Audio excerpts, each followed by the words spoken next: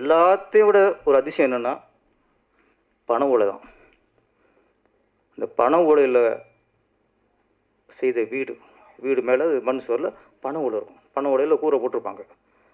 என்ன அதிசயம்னா வெயில் காலத்தில் அந்த வீட்டுக்குள்ளே படுத்தா அந்த பனை ஓலை வந்து குளிர்ச்சி தரும், வெக்கம் இருக்காது, வேர்க்காது.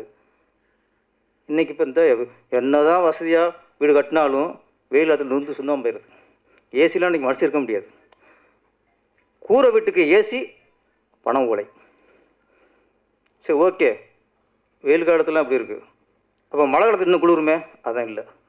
மழை காலத்தில் ஹீட்டை தரும், வெப்பத்தை கீழே இறக்கும், குளிராது. இப்போ நம்ம யூஸ் பண்ணுற ஏசிலாம் ஒன்லி கூலிங்கு மட்டும்தான் தரும். பனை ஓலை தான் வெப்பத்தையும் தரும், குளிர்ச்சியும் தரும். இது உலக அதிசயத்தனை. அந்த அதிசயத்தை தாங்கினதான் பனை மரம்.